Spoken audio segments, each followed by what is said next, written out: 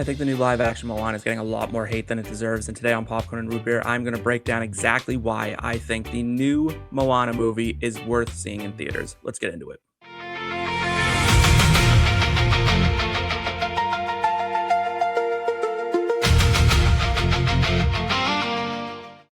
Welcome to another edition of Popcorn and Root Beer, where I'm trying to give you a quick breakdown of some of the biggest movies in theaters. My name is Steve, and I am, of course, your host today. Let's talk Moana. So if you haven't seen Moana and you don't know what it's about, it is about our titular character named Moana. She's a 14-year-old girl from the island of Motunui who needs to journey across the ocean to find the demigod Maui in order to restore the heart of Te Fiti, in order to save her island, her family, and basically the world, because the world is dying because Maui, early in the days of man, stole the heart of Te Fiti, and it causes a whole bunch of bad things to happen.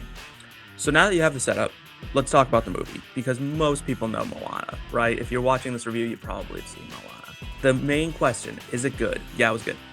I liked it. I thought it was strong. Now listen, was it as good as the original? Of course not. I mean, that's a top 5 Disney movie of all time. So was it necessary? No. Was it as good as the original? No. Was it still a good movie? Yeah. I think if this had come out in a world where the original Moana doesn't come out, I think we're singing a lot more praise to this movie. I thought that a lot of it felt fun, it felt light, it had a lot of the magic that Moana had. Now, it's not animated, right? It's live action, so there was a lot less they could do with some of the more extreme kind of crazy things, but they tried, and they tried to make that happen. So let's start there, right? Making that magic happen. And one thing that they did that I really liked is that the color was really vibrant. In today's movies, we're seeing way too much of this like desaturation of color.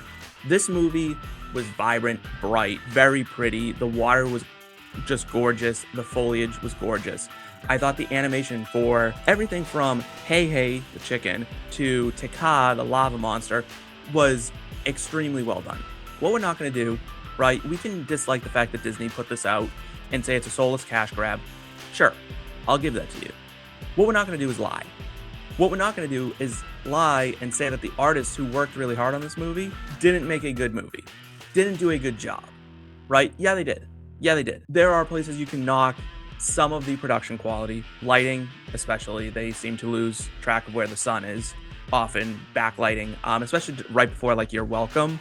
The Rock is backlit, as well as the new Moana is also backlit. It's very strange, like as if the sun is just behind both of them. The Rock's wig, really bad when we first see him. Seems to get better throughout the movie. I don't know what that's about. I don't know how hard it is to make wigs on bald people look good. I'm not sure if that's just something that's like, hey, listen, that's an impossibility, or if they should have like CGI'd in it. I don't know. Like, but it was weird as it got wet. It looked better. I don't know why. Musically, almost as good. I will say almost as good musically.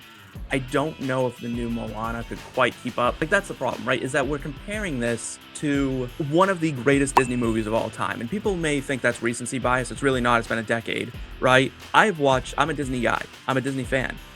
I have watched plenty of Disney movies to know that Moana is as good as any of them, top to bottom. I mean, it's just stunning. This live action, I thought that if it had a strength, I thought it was, besides like, obviously it's the music, right? The music is a strength, how pretty and colorful it is, also a strength. The art direction was a strength. I also thought The Rock was really good. I know he's been kind of getting torn apart on his performance lately. I don't totally get it. And I don't want to be like, I'm not sitting here trying to be a contrarian. I think we just kind of riled ourselves up a little bit too much here and really kind of started lashing out at this movie in ways that just weren't real.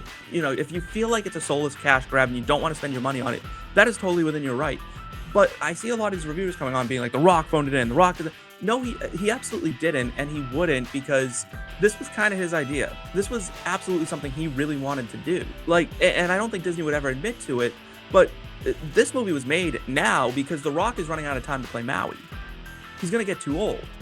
And where Maui is based on his grandfather, High Chief Maivia, he wanted to portray it in person. He didn't have another 20 years to wait. So, say he phoned it, no, he didn't.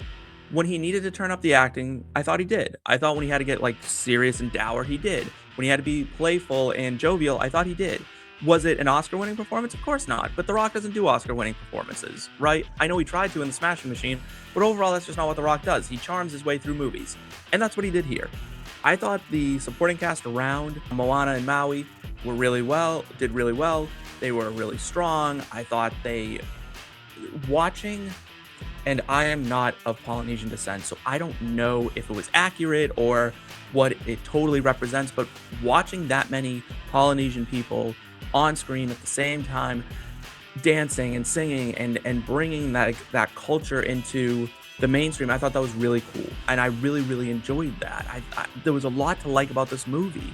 I thought that the moments with the grandmother were really sweet and tender, and when she comes back and speaks to Moana, I liked all of that stuff, and it still hit like just a little bit less than the original, but that's because it wasn't the original. It wasn't the first time we'd seen it. You're gonna hear a lot that it's a shot-for-shot remake, and in a lot of ways, yeah, it is, right? Like, and I won't lie, that's what probably makes it the most soulless cash grab of all of it.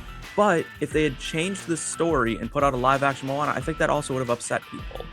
You know, I don't think it would have hit as well. I don't think people would have liked it as much. You know what? It's just, there really was no winning with this. And I think the live actions, Disney has come to accept that that's probably the case. There's no winning. You're going to upset a lot of people.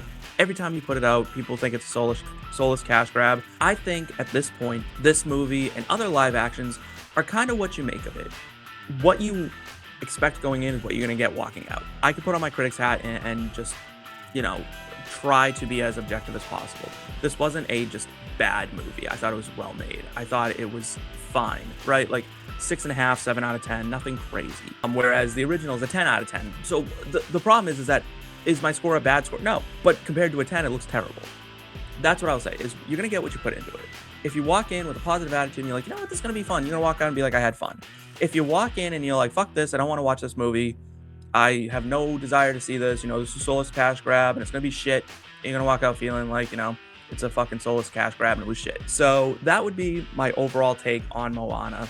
I hope this was helpful if you're kind of on the fence about going to see it. If you agree, comment below. If you disagree, please let me know. Obviously, happy to chat and talk about it. Please like, subscribe, and share to the whole channel. We are now part of Fantasy Sports Advice Network, but we are still IBT here. So subscribe to that channel. Go follow my co-hosts who do the In Between the Screens show. And until next time, and until the next movie drops, my name is Steve, and that's a wrap.